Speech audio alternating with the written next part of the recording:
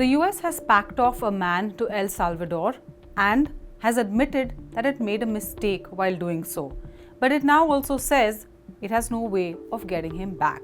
This is the curious case of Abrego Garcia, a 29-year-old from El Salvador who had previously got a court order in the US stopping him from being sent exactly to El Salvador.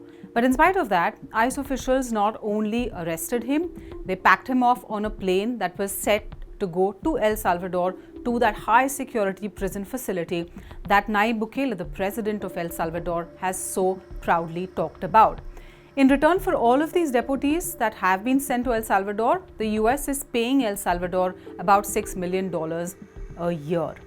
But back to the case of Abrego Garcia. Now, Abrego Garcia is someone who comes from El Salvador. He came to the US to escape persecution at the hands of a gang called Barrio 18, a gang which is very violent and has a presence in El Salvador. His family sent him off to the US because the gang was threatening him and his family, and they thought it was best for him to come to the US and seek asylum. His asylum claim is still pending. Meanwhile, he got married in the US and has a child.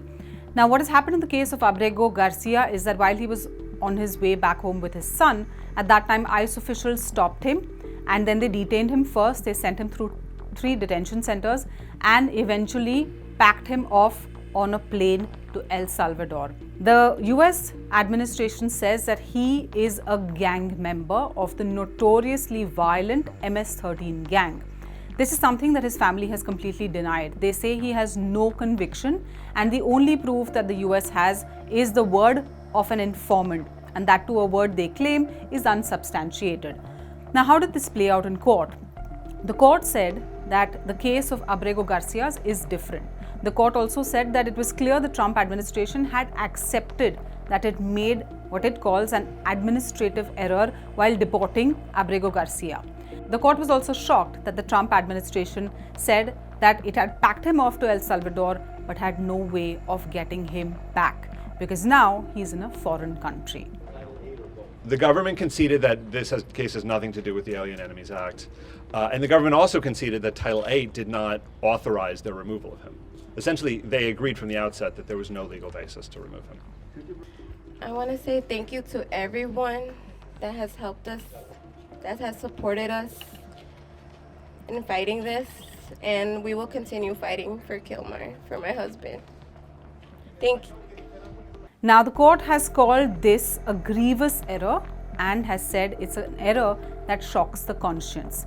The court, in its 22-page verdict, has said that ICE had no business arresting him, they had no jurisdiction to detain him, and they had no business to send him off to El Salvador, particularly in his case where he had got an order from a US court in 2019 to stop him from being sent exactly there to El Salvador, where there is a possibility of him facing persecution.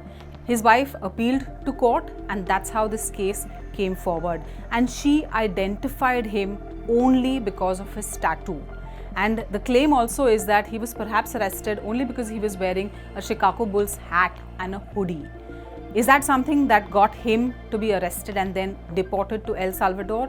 Is his life now in jeopardy? Is he facing threats?